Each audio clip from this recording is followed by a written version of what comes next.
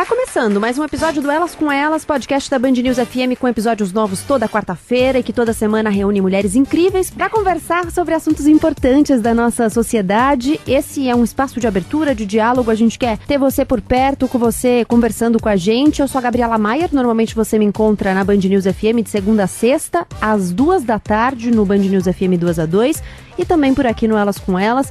Seja bem-vinda, seja bem-vindo, eu te convido a vir com a gente. Não é a primeira vez que esse assunto passa pela mesa, mas é a primeira vez que ele vem para o centro do debate. O Elas com Elas, que já falou sobre estresse, hoje abre o leque e olha para a saúde mental das mulheres. Você que nos ouve sabe o quanto a carga mental, a violência, o acúmulo de funções e outros elementos estressores já apareceram nas conversas que a gente tem por aqui. Do papo sobre assédio ao episódio sobre criatividade, a saúde mental aparece, direta ou transversalmente. A exposição ao machismo, ao sexismo, ao racismo, potencializa os estímulos que por si só já seriam suficientes para gerar ansiedade, depressão e outras doenças mentais. Estigmatizada, a doença mental costuma ficar em uma gaveta, guardadinha, para que ninguém saiba e, portanto, não rotule, não critique, nem desconfie. Porque se o corpo grita, há consenso sobre procurar um médico. Mas se o cérebro se esgota, os sinais ganham nome de subjetividades pessoais, de reações individuais, de problemas espirituais. Olhamos para o corpo como uma separação da mente, sem considerar que emoções, pensamentos, sentimentos também adoecem. Tudo isso também é corpo, passa pelo corpo, se manifesta no corpo. A pesquisa São Paulo Megacity, feita por pesquisadores do Instituto de Psiquiatria do Hospital das Clínicas de São Paulo, olhou para o cenário de saúde mental na capital paulista e encontrou os maiores índices de doenças entre mulheres da periferia. As explicações, multifatoriais, eram bastante concretas. Motivações individuais e coletivas, que passam por como é viver em uma megalópole e, mais do que isso, como é ser mulher. Para falar sobre saúde mental, o Elas com Elas de hoje recebe Jéssica Justino, Clara Verbuck, Fernanda Rezende Moreira e Paula Prates. Antes de a gente começar, uma informação importante. Se um dia você precisar, o telefone do CVV, o Centro de Valorização da Vida, que trabalha com prevenção de suicídio, atende 24 horas por dia, de graça. O telefone é 188 e você pode ligar a qualquer momento que vai ter alguém para conversar. Obrigada por estarem aqui. Queria que vocês mesmas se apresentassem. Jéssica Justino, quem é você? Eu sou uma das integrantes do podcast de 4, que é um podcast também voltado a falar sobre o feminino, mulheres e todos os atravessamentos que nos perpassam. De maneira geral, sou estrategista, trabalho com produções e projetos onde eu faço um trabalho bem end-to-end, pegando desde o início até a entrega final, projetos voltados para a área de marketing e ativação de marca. Clara Verbuck. Sou também integrante do podcast de 4. Somos duas aqui hoje, tem mais duas, por isso podcast de 4, não só por isso. Eu sou escritora, eu já fui editora do site Lugar de Mulher, e sou polidancer em ascensão e trabalho bastante nas redes sociais também, mas escrevendo sempre, e tudo que tiver a ver com escrever eu faço, eu sou roteirista, sou tudo. Fernanda. Bom, eu sou psicóloga, né? Sou psicóloga clínica, atendo desde crianças até adultos, né? Tenho especialização em terapia comportamental e tenho mestrado em psicologia clínica pela USP e meu tema de mestrado foi abuso sexual infantil. Paula. Bom, eu sou a Paula, eu sou psicóloga e psicanalista. Eu sou uma das diretoras do Coletivo Feminista em Pinheiros e eu também coordeno a rede de saúde mental que nasceu da demanda do coletivo e hoje está um pouco maior, que chama Inconsciente Real. Bom, eu queria começar pensando um pouco, né, no que eu apresentei aqui na abertura, de a gente ser mulher, mas especificamente do lugar em que a gente fala, em que a gente é mulher em uma grande cidade.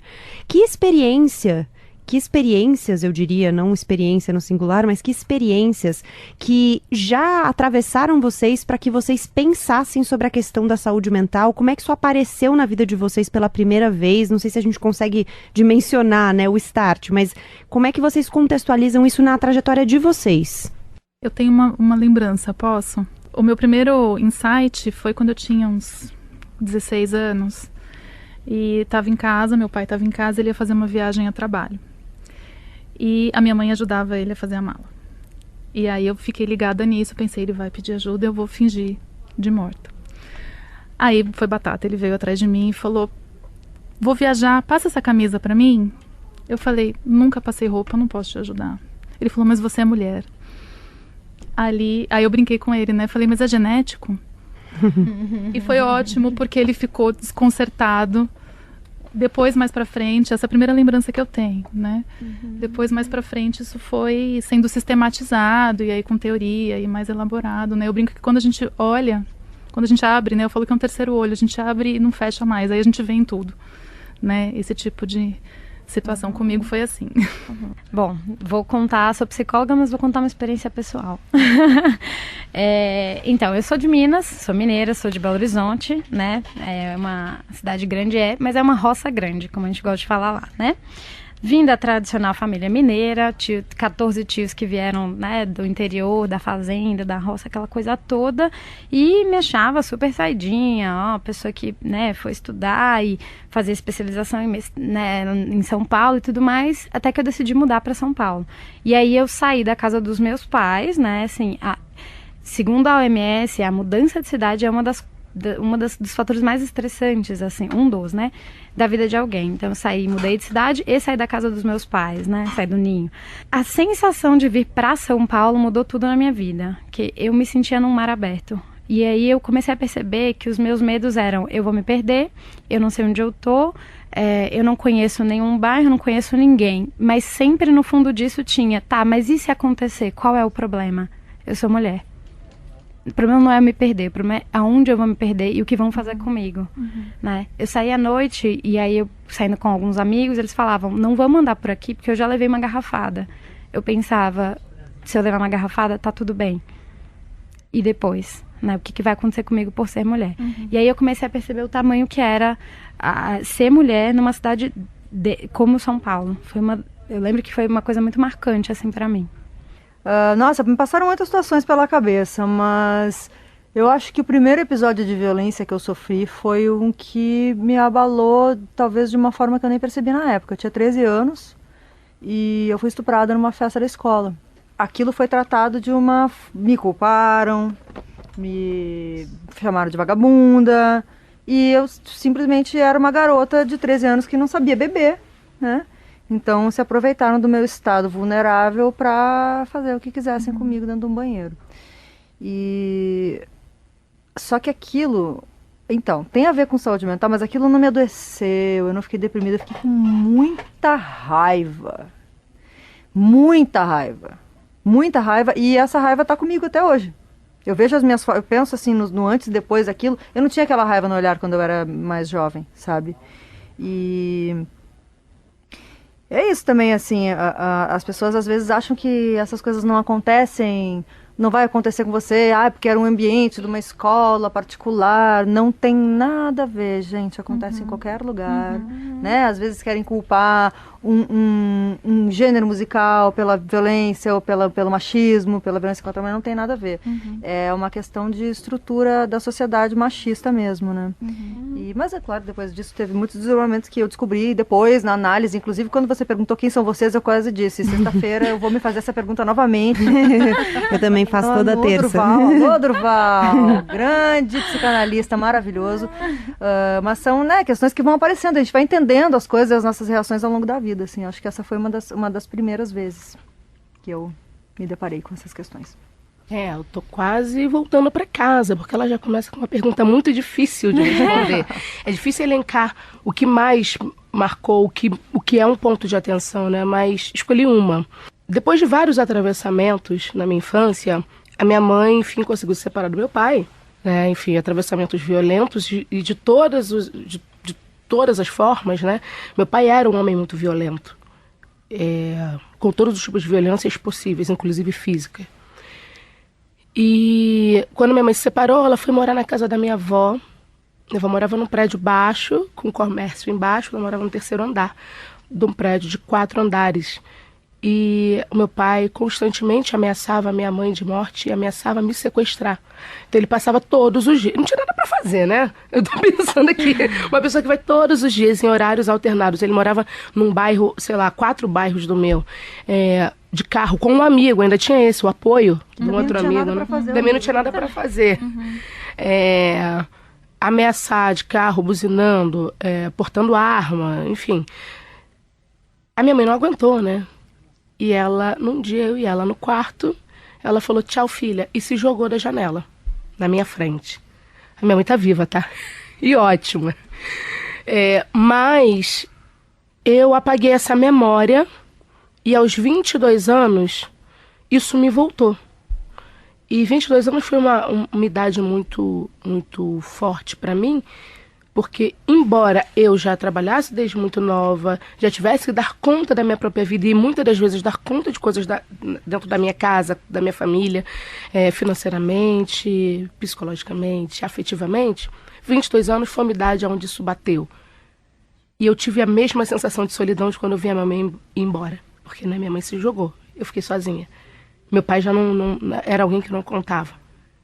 Então, de novo, 22 anos, o sentimento de solidão me bateu, junto depressão, com síndrome do pânico, e eu voltei a lembrar de tudo, inclusive esse fato que talvez tenha sido um dos fatos mais marcantes da minha vida e que contribui muito para que a minha saúde mental fosse abalada em algum momento. A gente falou aqui de fragmentos, né? E eu consigo também pensar nesse sentido como fragmento, porque me identifico com essa experiência de esconder ou guardar uma memória em algum lugar que você não sabe onde está e de repente ela volta para você, né? Como é que a gente vai, ao longo da nossa trajetória, desde que a gente é criança, construindo esse imaginário, esse espectro mental, as nossas possibilidades, criando possibilidades de emoções e de sentimentos a partir das experiências que a gente tem? Como é que tudo isso que a gente vive, que a gente vivencia, ainda que a gente não se lembre o tempo todo, como é que isso vai construindo? Como é que vocês percebem que isso construiu quem vocês são hoje? Em que medida isso aparece com frequência ou fica ali num cantinho e de repente aparece quando às vezes tem um gatilho, né? Eu também tenho uma memória que por muito tempo ela ficou guardada, foi quando eu tinha uns 8 anos, mais ou menos, eu estava viajando de ônibus com a minha mãe e meus 2 irmãos pequenos, e eu sofri um assédio dentro do ônibus por um homem adulto, e isso sempre foi muito diminuído dentro de todos os ambientes em que eu vivi. Então, na minha família, era uma coisa muito assim, Gabriela, supera, por que você ainda tá falando dessa história, sabe? Só que pra mim foi muito marcante, foi muito impactante, foi muito violento. E essa memória, ela ficou guardada, na verdade, a história eu nunca esqueci, mas vários dos fragmentos da história, eles ficaram guardados e eles foram voltando à medida que eu fui trabalhando várias coisas, inclusive na minha análise. E hoje eu olho eu me identifico com a fala da Clara, porque eu olho para quem eu fui, para quem eu passei a ser em momentos depois desse, e muito da desconfiança, do medo e acho que a desconfiança, principalmente, que eu passei a sentir depois disso, não existia. Então, foi criando uma nova experiência e um novo jeito de me relacionar com o mundo e com as outras pessoas também. Com certeza, assim, essa coisa que eu falei da raiva, foi uma coisa, eu acho que foi a primeira vez que eu senti muita raiva. E até hoje, eu sinto. Quando eu penso nisso, quando eu penso como isso se repete, quando eu vejo se repetindo tantas vezes no mesmo contexto. Então, uma menina ser abusada por várias pessoas porque bebeu, né? E aí já culpabilizam ela imediatamente. Então, e de novo, repito, não interessa onde ela está, não interessa o que... Não interessa, né? Isso não pode acontecer. Porque fala, mas também estava em tal lugar, estava pedindo, mas também estava vestindo não sei o quê, mas também se estivesse em casa, sempre tem uma coisa, né? Mas eu acho que... Engraçado, porque eu não fiquei com raiva dos homens, por exemplo, sabe? Eu tentei me tornar um deles. Então eu acho que, não que eu tenha, né, tentado fisicamente me tornar um deles, mas no meu comportamento eu fui lá tentar ser um dos caras para ser aceita, talvez para não passar por isso dessa forma, porque eu não queria ser como as outras mulheres que para mim estavam talvez suscetíveis a esse tipo de coisa e eu ia me blindar se eu ficasse brother dos caras ali.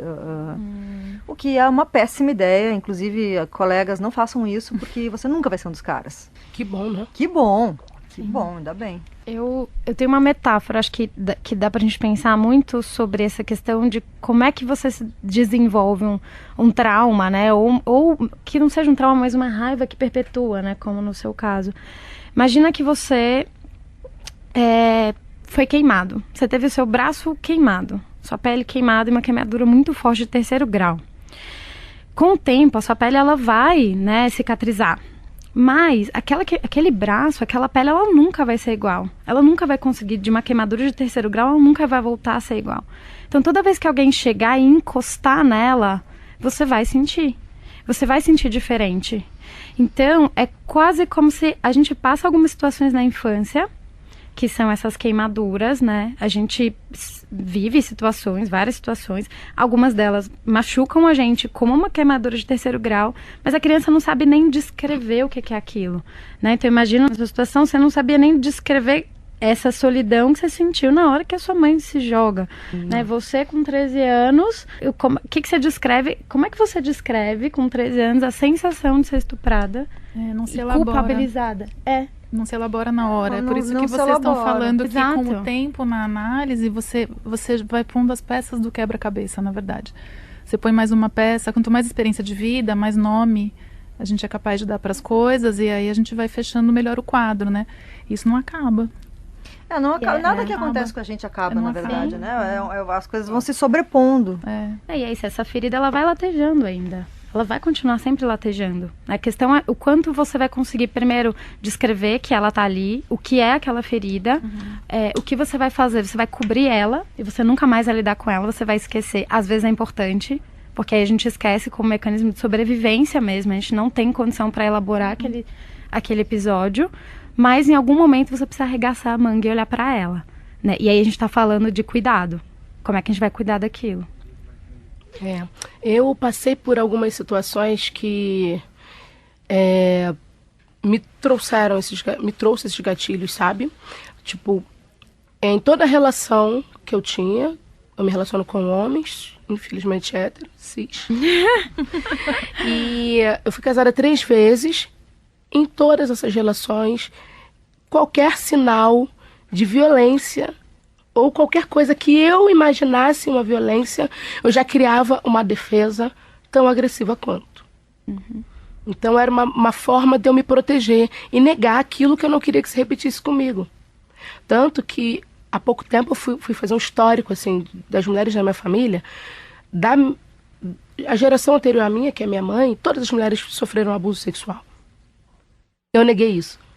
Qualquer sinal de abuso sexual, eu já reagia de maneira violenta. Isso é terrível, porque existem outras maneiras de minimizar riscos, né? Então, mas também com esse pensamento de minimizar riscos, eu às vezes me privava de muita coisa. Me privo até hoje, às vezes, de usar certos tipos de roupa, porque eu sei que, enquanto mulher negra, meu corpo vai ser lido diferente na sociedade. Eu, infelizmente, no carnaval, a não ser que eu esteja numa escola de samba, ou abraçada por alguma agremiação, mas num bloco de rua eu não posso sair com os seios desnudos ainda, porque meu corpo vai ser tratado de outra forma, embora, sei lá, 60% das pessoas estejam assim. Então, muitas das vezes eu trouxe essa referência do, opa, você não é todo mundo, segura a tua onda, porque você está sendo esse canal de prevenção daquilo que não pode se repetir, não pode ser esse círculo vicioso. Isso é muito doído. Em certos momentos foi um mecanismo para sobrevivência, para eu continuar vivendo e escrever uma história diferente. Mas hoje eu acho que a minha tentativa tem sido, peraí, vamos pensar uma outra estratégia? Continuo minimizando riscos, porque imagina, é um corpo numa sociedade que ainda tem questões com esse tipo de corpo, como o meu, né? Enfim, pessoas negras, mulheres negras especificamente, são tratadas ainda com o resquício do que a gente vai chamar de escravidão, enfim. Então, tem todo um processo ainda para ser desmistificado no Brasil. Porém, eu tenho pensado como pode ser, estrategicamente, já que eu sou essa pessoa da estratégia, interessante para mim e de maneira que minimize riscos para as duas partes. De que maneira eu consigo ter prazer em ser uma mulher negra, dançando na rua como qualquer outra pessoa. Então esse tem sido o meu maior desafio, sem trazer essas referências que me marcaram negativamente. E como é que a gente faz essa elaboração? Eu, por exemplo, estou falando de um lugar bastante privilegiado, falei, eu faço uma sessão semanal de análise, né? Nem todo mundo pode fazer uma sessão semanal de análise ou de qualquer outro atendimento direto de assistência psicossocial e tudo mais. Que recursos a gente tem, o que a gente pode pensar para fazer essa elaboração e para fazer esse cuidado e esse olhar para a saúde mental? Pergunta difícil. Porque falta recurso, né, Paula? Eu estava aqui pensando que o que ocupa esse lugar, mas às vezes pode não ser bom, às vezes pode ser bom, a gente chama às vezes de fator de proteção ou de risco, né? Por exemplo, eu pensei família, pensei religião. Onde acontecem mais os abusos, mais abusos na família. Exato. Mas dependendo, que nem você contou, né? Sua família falava, esquece, isso não te ajuda, né? Mas tem famílias que acolhem, e aí é proteção. Acho que a gente poderia chamar de um suporte social, né? Um suporte social quando ele funciona como suporte social. Eu acho que poderia minimizar. Eu acho que não é igual. Não é igual um tratamento. Hoje a gente tem pensado bastante nessa coisa da rede de apoio, né? De você construir redes e não necessariamente na família, mas em pessoas que você identifique com algum laço familiar sem ser um laço sanguíneo. Essa criação de rede, ela pode ser um caminho importante? Acho que sim. Bastante, assim. A gente vê, por exemplo, em casos de abuso infantil, sexual infantil especificamente, quando a criança, ela conta para alguém da rede dela, né? Geralmente são os pais, e isso é minimizado, às vezes o prejuízo que a criança tem é muito maior por esta invalidação do que em si pelo abuso sexual. Isso é muito louco, né? Porque você vê o papel que tem o suporte do outro. E quando a criança conta e ela é validada, você vê que os prejuízos são muito menores, né? Então, do mesmo jeito que mulheres e pessoas que estão sofrendo com questões de saúde mental, e principalmente as mulheres, se a gente for pensar em procurar coletivos ou grupos onde elas vão ser ouvidas, isso já vai fazer, com certeza, um papel muito importante para a prevenção de consequências negativas. E também... Pode falar. É que me ocorreu aqui um pensamento, mas que... Assim, porque fica muito no lugar também da pessoa, da vítima, né? Enfim, da pessoa que é afetada, que está em crise, enfim, que é muito afetada com a questão da saúde mental. Mas eu acredito também que as pessoas que, de uma certa forma, convivem, precisam estar atentas aos sinais, e existem muitas formas de falar. Dificilmente alguém vai chegar para você e vai falar, tô mal, eu acho que tô com depressão, eu acho que eu tô com algum transtorno, me leva... Então você até joga mais um peso em cima dessa pessoa, né? Exato. Aí vem a culpabilização. Por que você não falou, né? Entende? Mas as pessoas têm dificuldade de se É muito difícil fazer isso. Você precisa de um outro te escutando e te ajudando a nomear. Então, por isso que eu acho que a nossa rede mesmo, acho que vai um alô aí para as pessoas observarem as outras, sabe? Observe, assim, se a pessoa começa a ter um comportamento diferente, a repetir alguns sinais, tem alguma coisa aí. Então, vale aprofundar, vale de uma maneira muito sensível, tentar encaminhar essa pessoa para um tratamento, ou até abraçar mais e tentar extrair um pouco mais o que essa pessoa quer dizer, tentar ver aí qual a estratégia mais interessante. Eu tenho uma amiga que eu tive síndrome do pânico, e às vezes eu estava muito bem, e aí na volta da praia, eu sou carioca, gente, na volta da praia eu entrava no metrô, e eu começava a ficar claustrofóbica, o teto começava a parecer que ia cair, fechar, falar pela manhã. Ela começava a rir, porque ela não estava acostumada a me ver naquela condição vulnerável. Então ela achava que aquilo era uma palhaçada minha. Isso tá de drama. Para com isso, garota. Hein? E eu saía correndo da estação e tentava, ou pegava um carro ou ia a pé. Eu cheguei a cruzar 5 bairros a pé. Para não pegar um metrô. Para não pegar um metrô ou algo fechado. E aí, assim, entendo a ignorância dessa minha amiga, mas imagina se ela fosse alguém que olhasse para o lado, opa, você realmente não está bem, vamos aqui beber uma água. O quanto que isso talvez teria prevenido várias coisas, inclusive estive vulnerável, enfim, atravessei lugares desertos, poderia ter mudado vários lugares. E que é um sentir assunto mais tão segura. silenciado que você nem tem as ferramentas, né? Quando acontece do seu lado, você não sabe nem o que é pra fazer. E às vezes tem... E saúde, desculpa, Clara, saúde mental, eu queria muito falar sobre isso. Saúde mental não é uma questão silenciosa, ela é silenciada, principalmente. Exatamente. Não, e silenciada por pessoas, às vezes, que estão do seu lado. E aí você fala, a pessoa fala, que bobagem. Achei que você era forte. Isso é frescura. Ou, como eu já ouvi, depressão é coisa de rico. Gente que não tem o que Enquanto fazer. a pessoa, ela mesma estava deprimida, ela estava me dizendo que depressão era coisa de rico. A pessoa entrando numa negação também, né?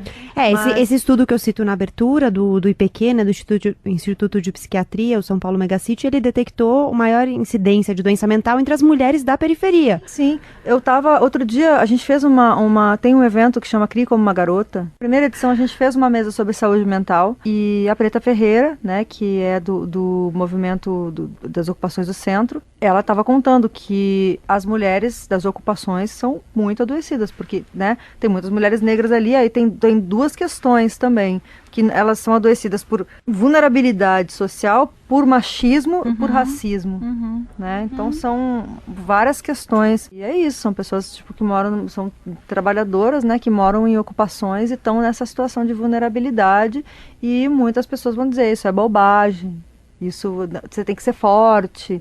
Aí você se sente mais mal ainda, porque não dá. Às vezes a gente não consegue ser forte, né? Ou não tem como ser forte o tempo inteiro, especialmente quando você tá adoecida, né? Me ocorre uma frase do Coringa, do filme, em que tem um momento em que ele fala assim, nossa, foi a frase que ficou mais reverberando na minha cabeça o filme inteiro, e depois que eu saí até agora, ele fala assim, o grande problema quando você tem uma doença mental é que as pessoas ficam o tempo inteiro esperando que você se comporte como se você não tivesse.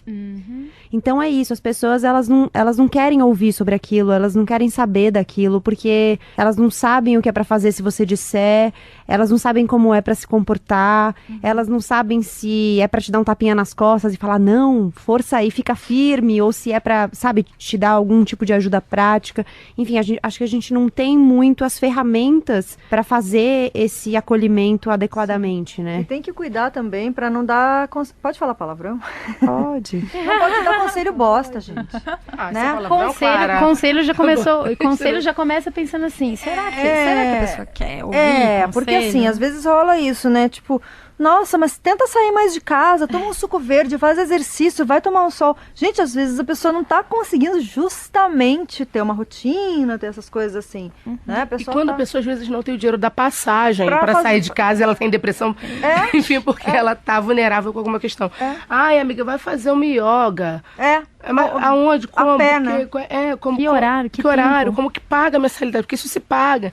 Enfim, então tem várias camadas. Então eu acho que é isso. Eu acho que a rede, ela tem que ser sensível, sabe? Eu tenho que ser responsável, sensível, né? Também. E tem uma cultura social mesmo. Essa frase que você falou, Gabriela, eu também fiquei muito impactada com ela. Porque às vezes o próprio paciente, ele mesmo tem essa ideia, essa regra sobre ele com problemas de saúde mental. Então eu não posso mostrar, porque isso não é bem-vindo.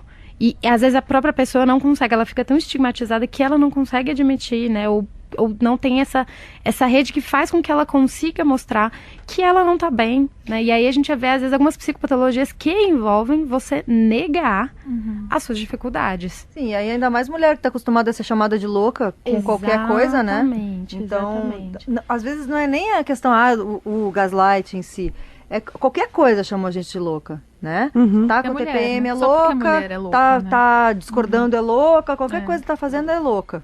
E tem estatísticas que mostram isso, né? Teve um estudo australiano que mostrou, assim, né, que dentro de um hospital eles aplicaram um questionário de saúde mental para homens e mulheres. E aí pegaram esses homens e mulheres que tinham o mesmo, mais ou menos, scores parecidos de alto índice de problemas mentais, né? Assim, de adoecimento mental.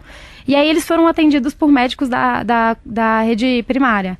As mulheres foram elas foram julgadas como mais doentes do que os homens, mas o questionário não mostrou isso. Então você vê que o próprio olhar do médico de que a mulher é mais adoecida, né? Porque às vezes tendencioso, porque às vezes a mulher consegue se vulnerabilizar mais, falar mais sobre aquele problema que ela está sentindo. Então ela tem mais problema.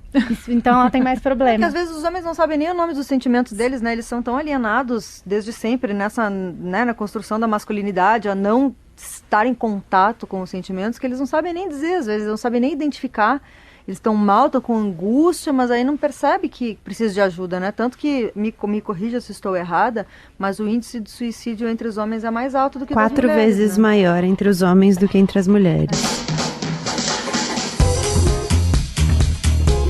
Vou recorrer mais uma vez a esse estudo que eu citei na abertura, o São Paulo Megacity, porque eu acho que ele faz alguns fatores se encontrarem, né? Fatores individuais, então tem a questão do feminino entrando muito forte aí, e fatores sociais, não só do feminino, mas também da questão da vulnerabilidade social, por exemplo. O tempo no transporte público, a sobrecarga de tarefas, né? O acúmulo de tarefas, foram alguns dos elementos que apareceram como motivo de adoecimento mental para as mulheres da periferia, e eu queria que a gente colocasse isso aqui na nossa equação também, considerando que eu acho que o acúmulo de funções é algo que se estende à grande maioria das mulheres, né, e que entra na nossa conta não só nas funções físicas, né, mas também a gente falou um pouco sobre isso num episódio sobre estresse, a sobrecarga mental e a carga mental, que é um conceito que a gente nem conhecia, né, nem falava sobre isso, e a gente está começando a conseguir dimensionar um pouco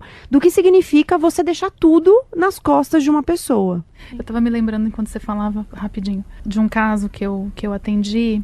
Ela não era uma mulher da periferia, mas era uma mulher tão poderosa, tão eficiente, que ela não estava se dando conta, ela estava com depressão. Ela tinha um mal-estar que ela não sabia nomear, as coisas não fechavam, não faziam sentido.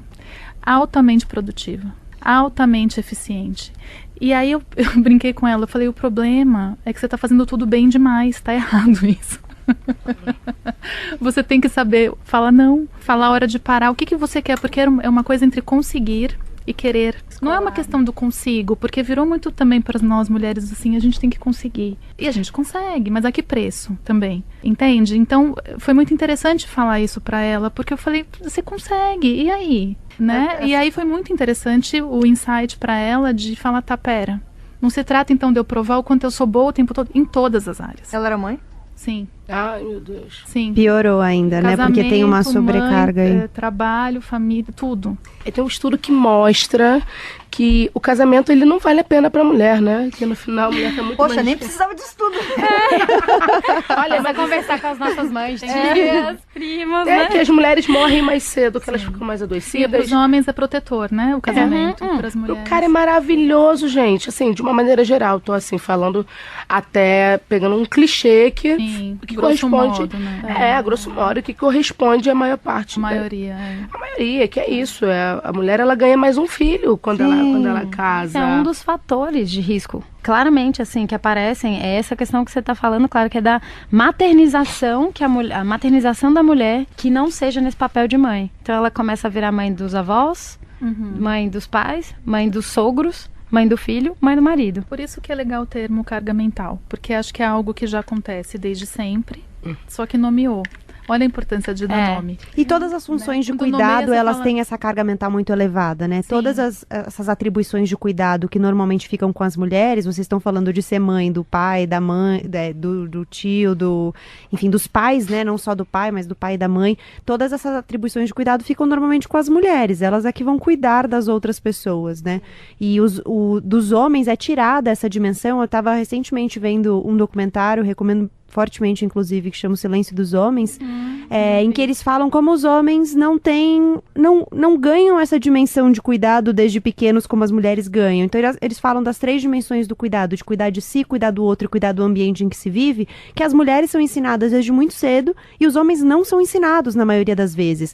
E isso faz com que toda a carga de cuidado fique para as mulheres, onde quer que seja. Isso é uma carga não só física, mas mental também muito grande. Cara, Mas esse é o desafio, né? Se você vai em loja de brinquedo, isso começa muito cedo. Quando você trouxe o tema, estava até falando com a Fernanda antes, né? Saúde mental das mulheres. O que é específico? É a questão de gênero. É questão de... Sim. E todas as consequências que isso que você está dizendo, né? Que essa socialização de gênero traz pra gente. Porque se a sociedade, né, tratasse de forma diferente, não seria desse jeito.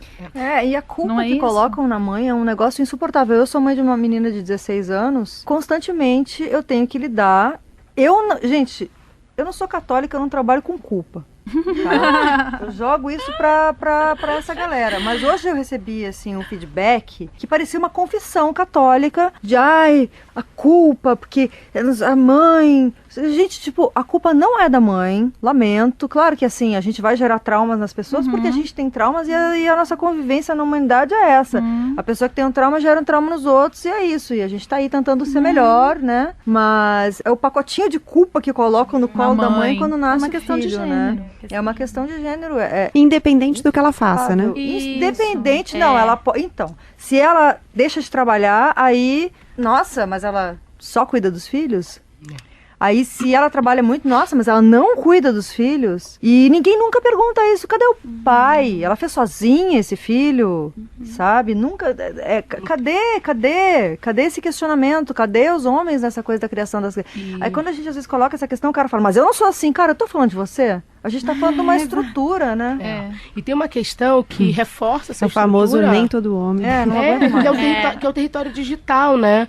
Assim, já foi comprovado que tem vários algoritmos aí programados para tendenciarem a esse lugar. Você joga lá, bebê, só vai ter foto da mãe com o bebê, a mãe cuidando do bebê. Você vai ver assistente virtual, sempre a voz feminina. Por quê? Porque ela é dedicada ao cuidado, a te servir, né? Então, o território digital tem esse lado ruim, ao mesmo tempo que pode ser um canal de informação. Inclusive, esse podcast vai ser transmitido também no território digital. Podcast pro território digital, e isso é muito legal. Por outro lado, tem aí uma continuação, uma perpetuação disso. É bem complicado. Paula falou da questão de você assimilar, né, esse acúmulo de funções. Eu tenho citado com muita frequência, quem ouve sempre aqui, o Elas com Ela já deve ter cansado de me ouvir falar da Silvia Federici, mas é que eu tenho lido muitas coisas dela, então eu acabo trazendo muitas coisas dela pra cá. Maravilhosa. E ela fala isso, ela fala, enquanto nós, mulheres, continuarmos dando conta de tudo, a gente vai, em alguma medida, continuar corroborando com essa estrutura que nos oprime. Então, também é nosso papel não dar conta. Mas aí, como é que você não dá conta quando você tem toda uma estrutura te dizendo que você tem que dar conta? E se você não der conta, você é pior. E ninguém quer ser pior. Todo mundo tentando ser melhor. O que ela fala é que trabalho doméstico é trabalho não remunerado. Invisível também. E ela coloca o casamento nessa seara, né? Mas está nessa seara. É isso. Né? Porque a gente eu, pessoalmente, não fui criada para ser babá de homem, mas virei muitas vezes ONG de macho. 2. Como diz uma amiga minha. Isso é bem comum. Eu lembro... Desculpa, você terminou. Não, eu tava rindo da minha vida. Só. Que seria engraçado se não fosse trágica, né? Vou te dar um motivo pra você rir da minha. Depois eu vou quando eu me casei, né, assim, o meu ex-marido, ele morava sozinho, então ele fazia tudo sozinho, lavava a roupa dele, cozinhava tudo. Eu me casei. Gente, teve um dia que eu cheguei em casa, tinha uma máquina tinha um varal de roupas penduradas. Nenhuma minha. Nossa. Eu falei, oi? Ele, eu não percebi. Nossa. Esse tempo todo, assim, suas roupas estavam limpas como? Né? Então, eu fui pegando pra mim. E olha que na minha família não tem isso, assim, né? Eu e meu irmão, a gente foi criado todo mundo fazendo tarefa doméstica, né? Então, foi muito louco. Eu virei a mãe. Né? E depois desse dia, eu falei, que chega. Larguei de mão. E aí, enfim... Eu ia perguntar isso pra vocês, né? Porque eu tô num relacionamento que eu acho que a gente tem conseguido enfrentar essas coisas, né? Quer dizer, dialogando, trocando, né? Tem filho também. E eu passei por um ano em que meu marido trabalha em casa. E eu trabalho fora de casa. E a gente trocou. E tá dando certo. Então, assim, a gente também precisa falar, eu acho, né? Acho que temos essa base. Eu sei que a maioria ainda tá tudo muito difícil, temos uma estrutura, mas eu acho que quando você fala como é que a gente transforma, falar de um jeito macro, só se a gente pensar em política pública. Sim, mas é nisso que tem que pensar, né? Sim, mas tem o micro também, era isso que eu ia dizer, o micro é nas relações, é como é que a gente, a gente vai sair fazendo? Ou a gente vai falar, pera, tô numa relação que dá pra dialogar, que dá pra E talvez investir mais nisso, nessa problema transformação é que, de mentalidade, assim, né? Enfim. os homens, alguns homens, nem todo homem. Nossa, nem todo homem, tem que falar isso, né? Senão se ofendem mortalmente. Eu já tive num relacionamento assim que eu trabalhava e ele cuidava da casa, só que ele ficou oprimidíssimo.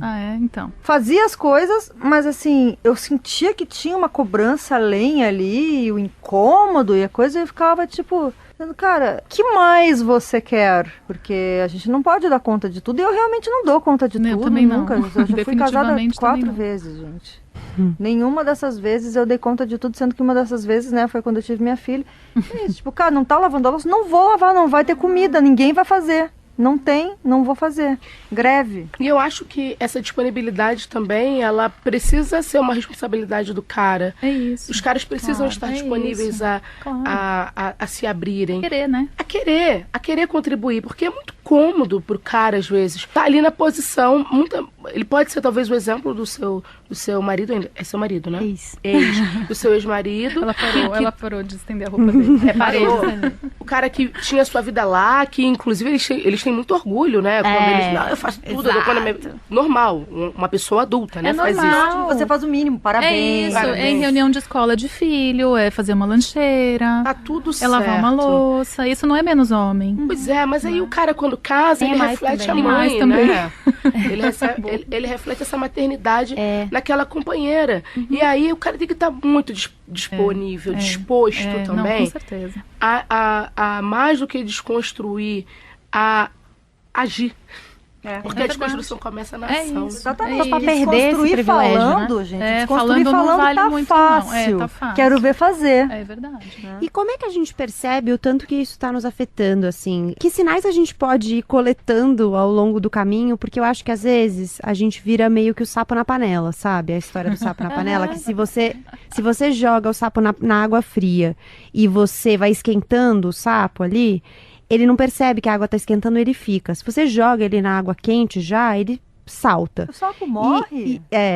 E às vezes a gente fica o sapo na panela. A gente entra ali na água fria e aí a água vai esquentando e ela vai esquentando devagar, a gente nem vai percebendo. E de repente a gente está adaptada a uma estrutura que é totalmente insustentável para nossa saúde mental.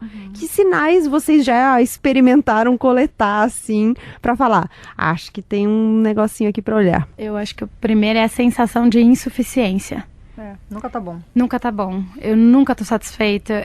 Eu não consigo exercer nem o meu papel de mãe, nem de esposa, nem de amiga, nem de filha, nem de, enfim, de trabalhadora, nada bem. Acho que é isso. Essa sensação de insuficiência, acho que é uma das primeiras coisas, assim, acho que pra gente se alertar. É engraçado, porque eu nunca tive essa sensação, eu fui cobrada. Você foi cobrada, Eu fui você foi cobrada. dita como insuficiente. De não tá dando conta. Exatamente, de não estar dando conta. Agora, eu tava, né? Tava dentro, se for considerar os papéis predefinidos de gênero, teve uma inversão. Mas daí eu tinha que ser tudo. Então eu não ia ser, e, tipo, nunca fui, não tem interesse. Né? Ninguém é que tudo. você ficou- Ninguém é tudo. Ninguém é tudo, cara. Não, eu fui embora, na verdade. Que bom que você Fiquei, ficou. não. Que bom que você ficou ok com essa sensação, assim, eu não tenho que fazer tudo. Não, mas com eu essa fiquei cobrança, péssima, né? eu fiquei péssima, mas eu tinha isso muito cristalino na minha mente de que tava errado. Eu fiquei insistindo porque eu sou o quê? Cabeça dura. Ah, mas é que na hora que a gente tá nas situações, né, não... E porque o é sexo era difícil. muito bom também. Vulnerabilidade. Vulnerabilidade. A carência é a mãe da roubada, eu sempre digo, né, gente? Às vezes a gente leva uma chave aí de Negócio. do negócio, e aí fica difícil de se desvencilhar às vezes, né? No meu caso, foi relevar. Não, vou segurar essa. Vou segurar essa. Gente, cortar o mal pela raiz é importante. E sempre pensando em minimizar os impactos para si própria, né? Não precisa ser de maneira tão violenta. Ah, não! Não, você pode. Opa, fofinho, vem aqui. Fofinha, vem aqui. Fofinho, chega aqui. Isso não vai rolar mais. Infelizmente, olha, a partir de hoje, eu não posso fazer a comida sozinha. Vamos fazer aqui uma planilha? É isso. Eu faço segunda, quarta e sexta semana, você faz quinta, né? Sábado, domingo a gente reveza. Ah, não vai dar. Então tá bom, meu bem. Vamos então fazer um caixa para comprar comida. Isso, Porque, infelizmente, eu não vou conseguir. não dá, estou cansada. E o cansaço é um sinal. Se cansou, tem coisa errada, sabe? Se o cansaço bateu, se começa a bater aquela insatisfação, que você tá ali, às vezes, só para manter a situação, mas não tá gostando do negócio e não sabe definir, ilustrar o que exatamente está acontecendo, é porque tem... E a gente pode estender esses sinais para além da nossa vida privada, do nosso ambiente privado, pensando que a gente está falando, quando a gente considera, por exemplo, acúmulo de funções, a gente está falando num contexto mais amplo, né? Inclusive pensando que a gente está inserida numa lógica de cobrança extrema de produtividade, num contexto de trabalho, por exemplo. Como é que a gente vai percebendo esses sinais de que talvez não esteja tudo bem, que a gente esteja adoecendo, que algumas coisas não sejam aceitáveis, né? Enfim, que tem um limite. Outros sinais, por exemplo, ansiedade, insônia, né? A gente tá falando muito de depressão, mas tem outros, né? Ficando crônica, né? A ansiedade, eu acho que é a doença do século. E eu acho que é muito causada pelo capitalismo, né, gente? Não tem outro nome, por ter que pagar, ter que comprar, ter que ter os desejos que a gente tem de ter coisas, né? E não só os desejos, mas as cobranças de ter coisas que demonstram certo status, né? Então, tudo isso tem a ver com dinheiro, tem a ver com trabalhar muito e tem a ver com essa ideia de que se você se esforçar o suficiente, você vai vencer. E a gente sabe que não é assim. Né? Meritocracia gente, é uma falácia. E nas cidades grandes é pior, né? Sim. Nos centros urbanos é pior. Sim.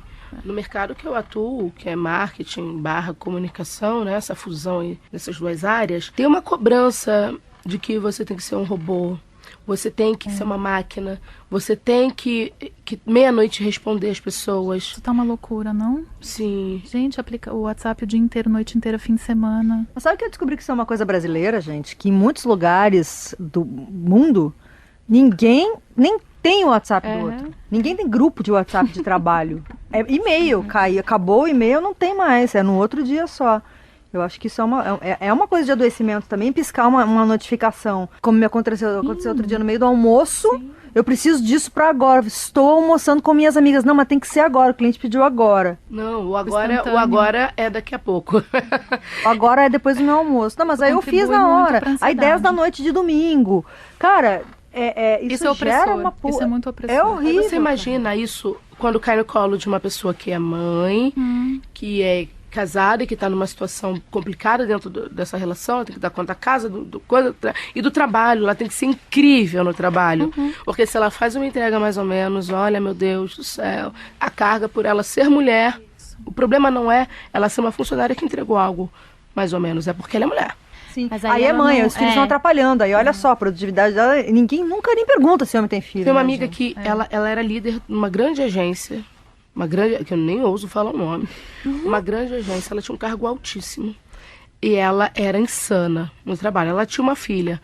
E ela é da mãe que fala, cara, não dou conta da filha, segura aí que eu tô trabalhando. E ela, insanamente lá no trabalho. Mas, enfim, ela chegou a um ponto onde ela descobriu que a pessoa, homem... 2 cargos abaixo dela, ganhava 4 vezes mais do que ela.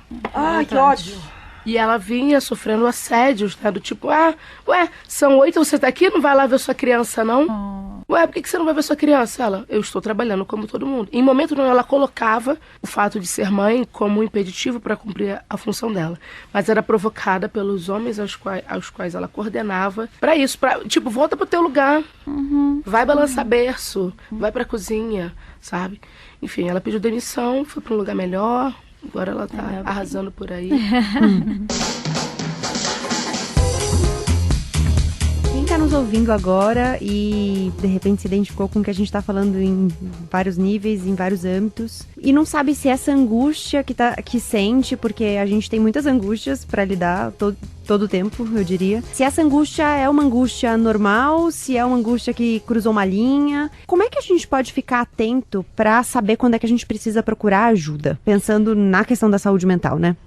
Eu acho que o principal é a gente olhar para as mudanças comportamentais, né? E quando eu falo de comportamentais, eu estou dizendo tanto das ações que a gente costuma fazer, quanto dos pensamentos e sentimentos que a gente costuma ter.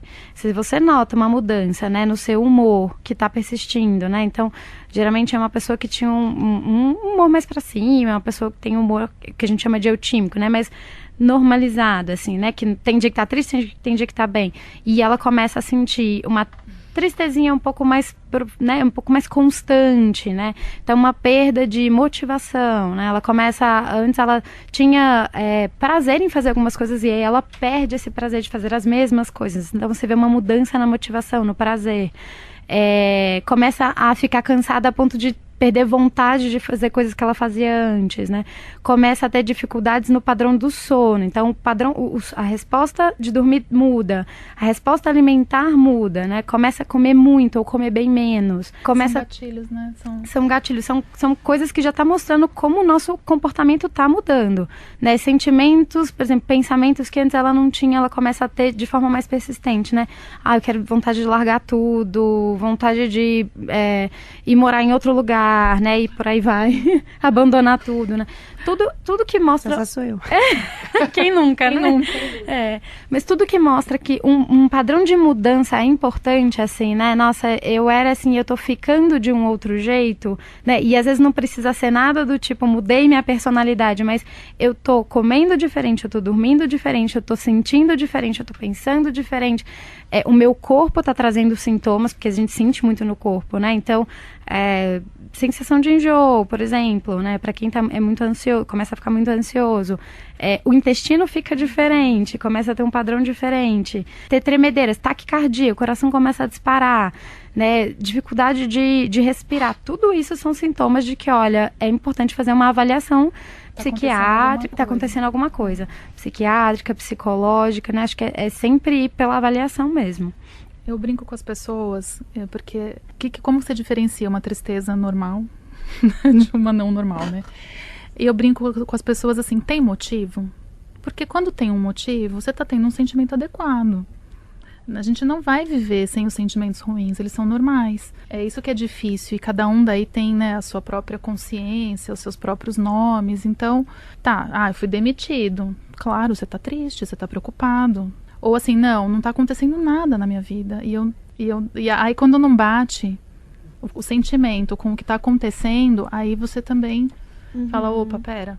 Também. As pessoas estranham. Mas que eu acho que As pessoas chegam dizendo, não tá acontecendo nada de diferente, Sim. Mas eu não tô... Mas pode ser, né? um acontecimento pode gerar depressão, né? Claro. Pode ser que esteja. Claro, Pode ser claro, que mas pode ser Pode ser só uma tristeza, porque eu também acho bem perigoso, porque é perigoso. É importante a gente saber identificar, mas também é importante não patologizar a tristeza, né? Isso. Que eu vejo que tem muita gente que, eu tô triste, vou buscar remédio. E aí, cara, acaba caindo num buraco, que não tem Se você nem olha, né, pra essa tristeza. Diferente, então, porque a gente tá vivendo também numa sociedade que não quer olhar. Mas aí eu acho difícil fazer em alguns momentos, essa diferenciação do que é nosso, com motivo e tudo mais, porque a gente tá num momento em que a gente tem muitos motivos pra se entristecer, ainda que não seja individual. Bom, aqui dentro da Band, então, deve passar o dia inteiro vendo notícia, gente. Eu entendo porque você pensa em fugir aqui. Não, mas é isso, assim, a gente tá muito exposto à informação, e não só a gente como jornalista, né, mas todo mundo. A gente tem, nesse momento, a gente tá num contexto específico em que há muitos motivos pra gente se entristecer, pra gente se enraivecer, e aí eu acho difícil, às vezes, identificar se, nossa, mas essa tristeza prolongada que eu tô sentindo, talvez ela não tenha um motivo específico meu individual, mas ela tem muitos motivos coletivos para estar política, aqui. eu chamo, que a gente está passando coletivamente. Mas são os gatilhos isso, né? Porque, veja, tá todo mundo exposto e nem todo mundo reage igual. Senão todo mundo estaria igual. Uhum. Então, como essas coisas batem diferente em cada um. É difícil generalizar mesmo. E é difícil se conhecer para você saber como é que é a sua resposta, né? Exato. Eu acho que o caminho do autoconhecimento é muito importante para medir a intensidade e a recorrência, né? A intensidade, eu vejo uma notícia muito triste que tem um reflexo diretamente no que a gente está vivendo. Isso vai abalar a gente, mas com qual intensidade e com qual recorrência isso se mantém.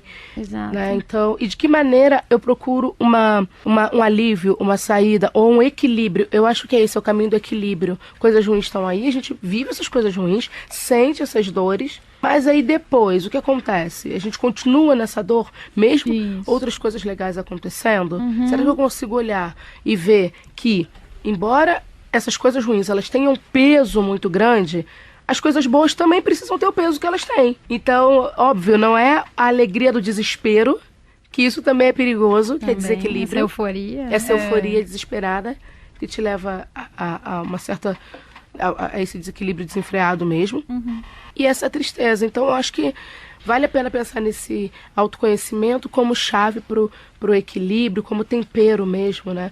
E pensar aí, vamos lá, que intensidade eu tô ficando triste? É que o duro do autoconhecimento também, né? É por quanto tempo? Será que eu não consigo rir de nada? Ou será que eu não choro por nada? Ou será que... Enfim, né? O meu sentimento é sempre o mesmo. Se nasce uma criança e eu vejo uma pessoa ser morta, o sentimento é o mesmo? Não sei. Eu diria que o termômetro é o sofrimento. Tá sofrendo, tem um sofrimento grande, procura ajuda, né? Porque e isso é muito difícil. Ele tenha motivo, né? Mesmo que ele tenha motivo, mesmo que ele não tenha motivo, porque muitas vezes é isso assim, a gente falando da mulher principalmente, né? A mulher tá sofrendo e ela aprendeu que tudo bem ela sofrer. Ela vai sofrer, ela tá no papel de mulher, ela tem que sofrer, ela tem que ser mãe, ela tem que trabalhar, ela tem que fazer o trabalho de casa, né? E não é tudo bem as pessoas estarem sofrendo e mesmo tendo motivo ou não tendo, vamos procurar ajuda, que seja um apoio, um suporte social, que seja um profissional da área.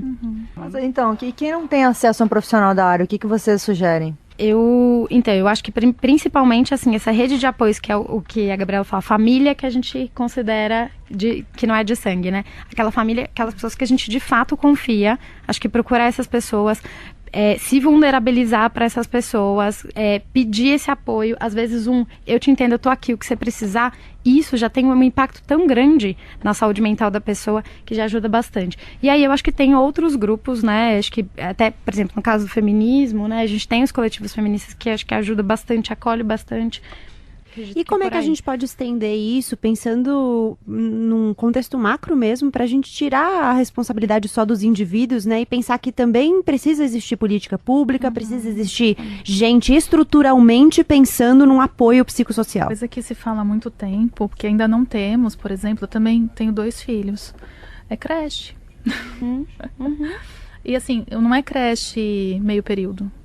Isso não resolve nossa vida, né? É creche, sei lá, pra gente poder trabalhar das 7 às 7, 12 horas, que é o tempo da gente se deslocar também e trabalhar 8.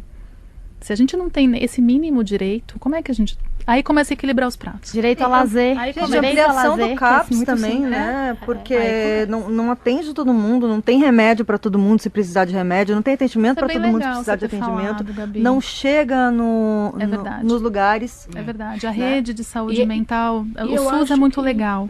E o CAPS é legal. Mas é para caso grave. Às vezes o que a gente está falando, né, é da pessoa que precisa do psicólogo no posto de saúde, que precisa do grupo de apoio, isso que vocês estão dizendo, não tem. A gente precisa de prevenção, né? Eu acho que a gente também está um passo atrás. Quando a gente fala de grande massa e de recortes mais marginalizados, a gente fala daquelas pessoas que ainda não têm nem o conhecimento do que é um problema de saúde mental, uma questão de saúde mental. Porque tá no batidão do dia a dia e isso não chega. Acha que psicólogo é coisa de doido, né? É coisa de doido, porque as pessoas ir ao psicólogo é pra maluco. E que depressão é frescura, né? Depressão é frescura. Ou então a pessoa não sabe nem o que são os sinais da depressão. Mas é por quê? Porque os nossos veículos de comunicação também precisam assumir essa responsabilidade social ou se posicionarem a falar desses temas de maneiras mais palpáveis, mais próximas, né? Não só ter lá uma chamada, procure o psicólogo, tá se sentindo triste? Vai lá, não é sobre isso. É sobre, talvez ilustrar dentro das suas programações, ilustrações dentro do dia a dia.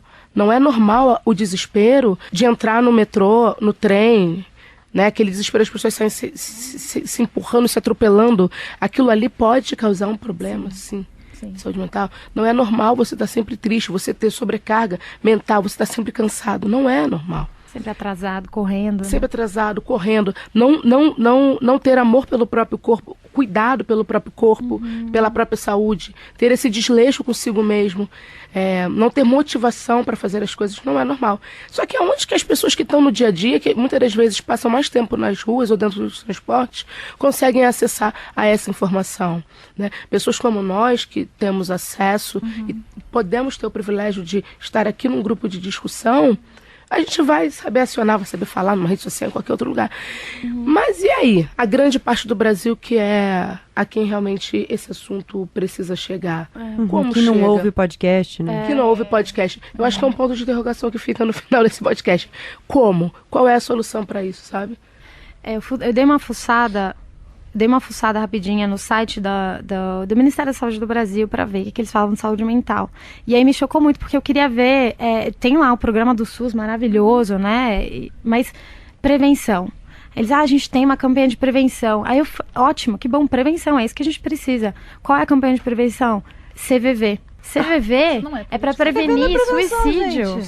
O cara que tá pensando em suicidar, ele chegou no último, na última esperança. É muito limitado. Então a gente precisa trabalhar com prevenção, a gente precisa trabalhar com lazer, com rede de apoio, com cuidados básicos que precisam ter para sobreviver e sobreviver bem, né? Gente, e eu acho que também tem a questão, assim, de direitos trabalhistas, de horário para almoço, de fim de semana, coisas... Direitos humanos, né? Básicas, que estão sendo ignoradas e, né, estão passando por cima disso em nome de quê? Dinheiro, novamente. Exato. Né? Então, isso causa um adoecimento incrível, cara. Você não tem dinheiro, você não tem tempo para almoçar. Você tem que comer um sanduíche em 5 minutos, sabe? Você não tem tempo no fim de semana, você tem que trabalhar. Então, assim, eu acho que o jeito que eu trabalho é estruturado e tende a piorar. É né, a gente tá falando especificamente de mulher aqui, mas adoece geral, né? Inclusive, quando e pensando num casal heterossexual, onde o cara adoece, é muito possível que ele adoeça a mulher também. E pensando ainda nessa questão do dinheiro e, mais uma vez, da produtividade, a gente tem muito a ideia de que pessoas produtivas não adoecem mentalmente, né? Eu acho super importante quando pessoas altamente produtivas se dispõem a falar sobre isso, ou vistas, né, como muito produtivas, porque quebra, eu acho, um pouco esse rótulo, sabe? Eu fiz uma série de reportagens sobre saúde mental, inclusive chamava Saúde Mental Não é Frescura, e um dos entrevistados da série, em um capítulo que a gente falava sobre estigma, foi o Ricardo Boechat. Porque quando ele teve uma depressão, ele contou no ar que teve uma depressão. E isso foi muito importante para os ouvintes, porque ele acessava uma quantidade muito grande de ouvintes. E isso foi muito importante para os ouvintes, porque de repente os ouvintes pensaram assim, nossa, se até o Boechat tem depressão, então tudo bem eu falar que eu tenho. E muitas pessoas passaram a se sentir à vontade. Então a gente começou a receber muitas mensagens de pessoas que falaram, eu nunca tinha falado sobre isso com ninguém, mas eu queria falar pra vocês e tudo mais, e não sei o quê. É legal quando você tem pessoas que são vistas nesse lugar de que, tá inserido nessa lógica e, portanto, não quebra, né? Não tem fragilidades, não tem vulnerabilidades. E aí você vê que todo mundo tá vulnerável, todo mundo tem fragilidades, todo mundo tem pontos ali que, dependendo do gatilho, vai te pegar e não tem jeito, né? Jéssica, você trouxe um ponto, acho que importante, só pra gente terminar, que foi a questão do corpo, né? A gente tem dificuldade para olhar para esse corpo. Você falou um pouco do autoconhecimento. O autoconhecimento, ele tem uma coisa difícil, né? Que a gente glamoriza muito ele, mas ele não tem nada de glamour. Aliás, é bem difícil você olhar para suas feridas, para suas cicatrizes, para usar a imagem que a Fernanda trouxe no início. Mas eu acho importante a gente pensar também sobre o corpo, porque o corpo, ele é o que vai manifestar muitas das nossas questões, né? Vão sair pelo corpo.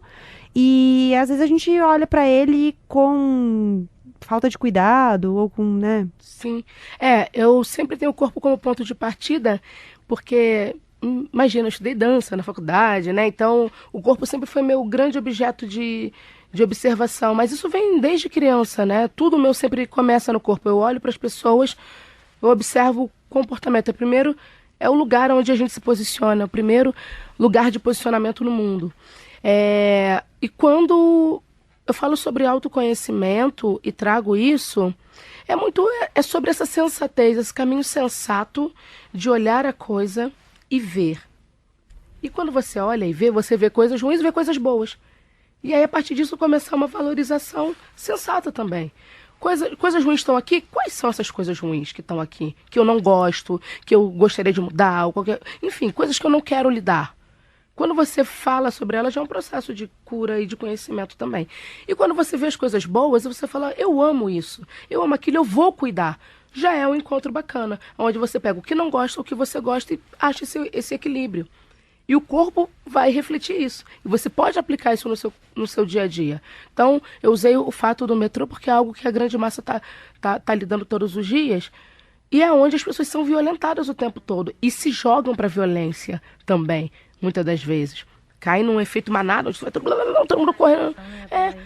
Mas se eu me conheço, se eu quero me cuidar, eu vou falar, opa, peraí, eu vou esperar o próximo. Isso já te previne de muitas coisas. Eu uma vez saí do trem com uma pesada nas costas. Nossa.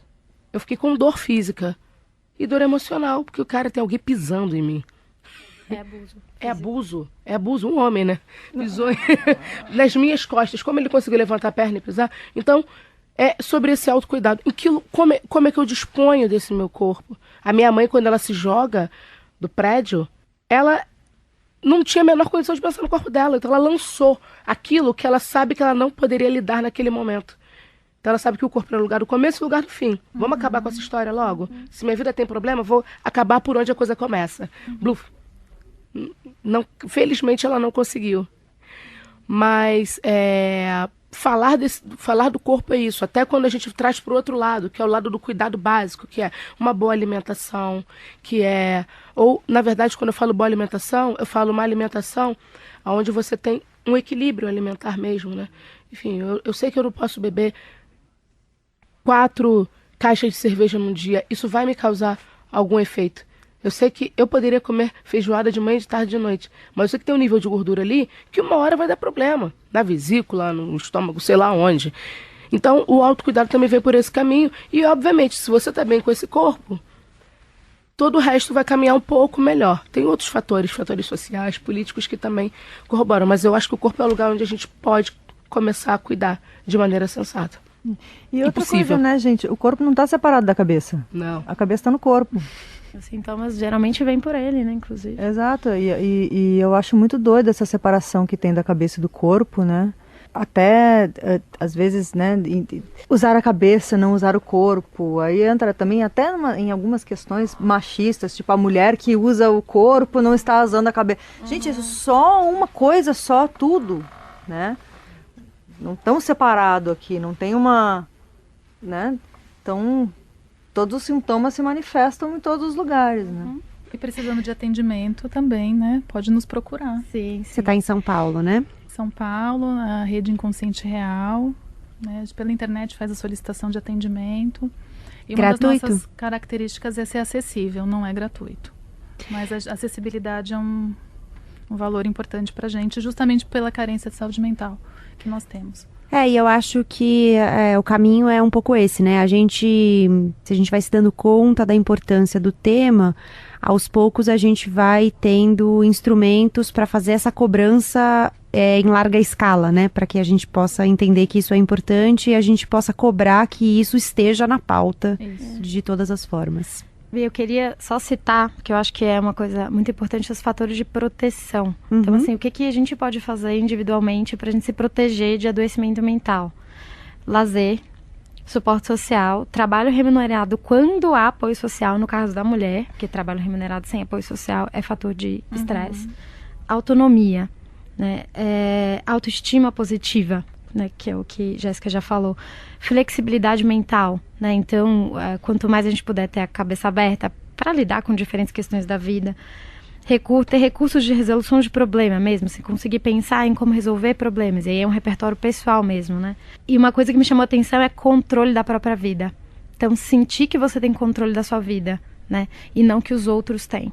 Isso é muito importante. E aí, por último, tem a espiritualidade, mas que não é religiosidade, né? É um otimismo, é uma fé de que as coisas vão dar certo. Tudo isso a gente pode trabalhar individualmente. E uma conexão também, né? A Isso. espiritualidade, eu acho que passa um Mais pouco na por uma conexão. conexão com o outro, com o planeta, com, né, Exatamente. com a nossa existência de uma forma mais integral e mais ampla. Com qualquer coisa que dê pra gente essa sensação de que, olha, tem algo maior, assim, né? Ou a natureza, ou a vida, enfim, o que for. E legal, só para voltar mais uma vez na questão da rede, pra gente encerrar, que eu acho que uma das coisas mais bacanas da rede é a gente entender que tem outras pessoas vivendo experiências parecidas com as nossas, que ainda que a gente tenha questões muito individuais, muito particulares, né? Saber que tem outras mulheres com experiências parecidas e que de alguma forma podem oferecer uma troca, né?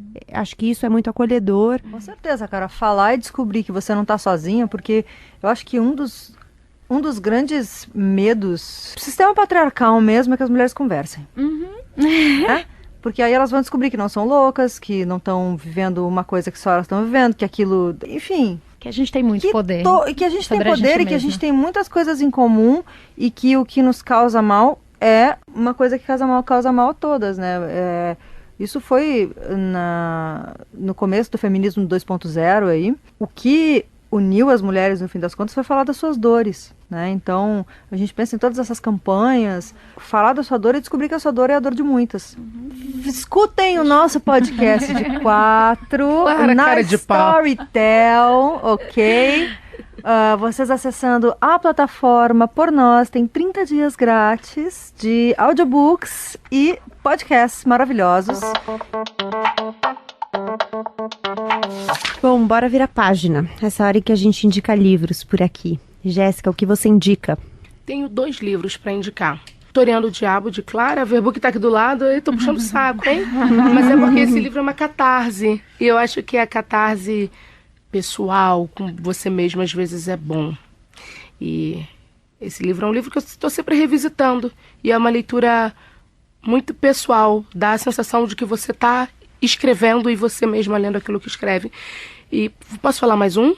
Olhos d'Água, de Conceição Evaristo, minha grande musa, que escreve, fala, ela caminha muito pela escrevivência, que é um traço de escrita de mulheres, quer dizer, de qualquer pessoa, mas mulheres negras trazem isso muito forte, que é escrever coisas que vêm do seu âmago e da sua vivência, das suas experiências de vida. Clara. Bom, eu sempre indico a Carmen da Silva, que é uma escritora que eu amo muito. Ela, infelizmente, não está sendo republicada. Os livros dela saíram pela Civilização Brasileira nos anos 60. Ela ganhou muitos prêmios fora do Brasil, no Uruguai, na Argentina, e ela tem alguns romances mas ela ficou mais conhecida por escrever sobre feminismo na revista Cláudia. Inclusive tem toda uma questão de apagamento da carreira literária dela, e ela acabou virando uma colunista da revista, que foi a mulher que introduziu, na verdade, o feminismo na imprensa brasileira.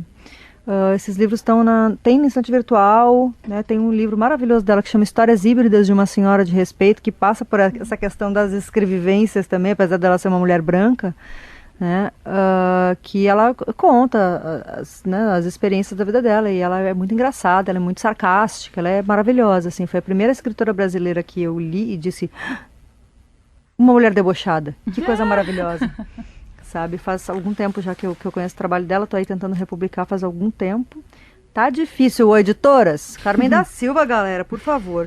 E um livro que eu comecei essa semana, que chama Afetos Ferozes, de uma escritora chamada Vivian Gornick, que é muito legal. Fala também sobre mulheres. Eu recebo muito livro de editora, né? Todos de autoras mulheres, então eu tenho só lido autoras mulheres.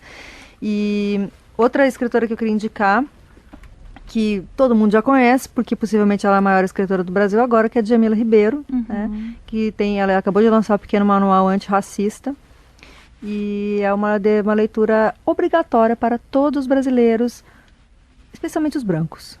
Fernanda.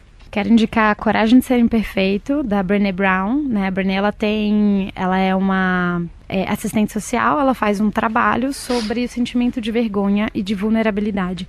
E aí ela traz, assim, só que o livro dela é um livro, né, nada acadêmico, então ela traz vários dados e ela começa a falar como que isso afeta, quais são os problemas de quando a gente começa a não conseguir se vulnerabilizar, né? E aí ela também fala um pouco da questão de gênero, mas ela foca de forma geral em como que isso é um problema, quando a gente acha que a vulnerabilidade ela tem a ver com fraqueza, e aí a gente não consegue estabelecer conexões com o outro, e como que isso também adoece bastante a gente. Paula. Bom, o último livro que eu li de ficção foi Hibisco Roxo, da Chimamanda, nossa querida, né? Acho que tem tudo a ver com o nosso papo, né? A gente está falando do feminismo, a gente está falando de questões de raça, de colonização, enfim, de religião, né? Acho que perpassa tudo isso. E também, agora a gente estava falando de rede de apoio, um mais técnico que eu li, mas ele também não é tão técnico, é O Palhaço e o Psicanalista, do Dunker e do Tebas, sobre a escuta. A gente estava falando como identificar, como ajudar, e lá dá umas dicas, dá uns toques, né? Cada um pode fazer sua parte, né? Nesse sentido da rede que a gente está falando. Então, lembrei desse também. Bom, a minha dica é de um livro que eu tô lendo agora, chama O Caminho de Casa. Eu não sei se eu vou saber falar o nome dela direito, mas eu acho que se fala Yaa Gyasi. Ela é uma autora que nasceu em Gana, mas cresceu nos Estados Unidos. É um livro muito impactante, assim, tem me mexido muito comigo. A história central passa pela história de duas mulheres que são irmãs, mas não se conhecem. Elas são filhas da mesma mãe, mas de pais diferentes, e nasceram em grupos étnicos diferentes dentro do país delas. E um grupo escravizou o outro e vendeu o grupo para homens brancos que estavam colonizando, ingleses que estavam colonizando o país. O livro, os capítulos do livro, eles são divididos por personagens dessa árvore genealógica, e você vai acompanhando como as marcas da escravidão, da colonização, do racismo, do sexismo vão passando pelas gerações e vão mudando cada uma das pessoas que entram na história. Chama O Caminho de Casa, Yaa Gyasi é a minha dica essa semana.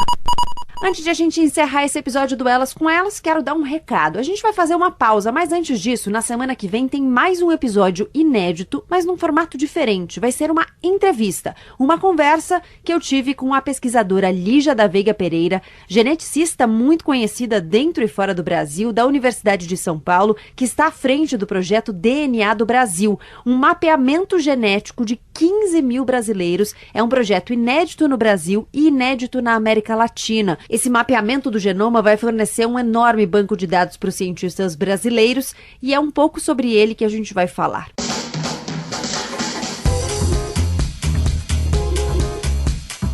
A gente chegou ao fim de mais um episódio do Elas com Elas. Pode escrever pra gente pelo e-mail elascomelas@bandnewsfm.com.br, pelas nossas redes sociais, @Rádio Band News FM em todas as redes. Eu tô no Instagram como @Gabriela Semayer, no Twitter como @Gabriela Maier. Eu sou a Gabriela Maier, cuido da pauta, da produção, da edição, do roteiro desse episódio. A sonorização é do José Antônio de Araújo, a Letícia Valente, a coordenadora de digital da Band News FM, a Marcela Coimbra, chefe de redação e de digital, e os trabalhos técnicos foram do Renato Casparian. Obrigada pela sua companhia e até lá!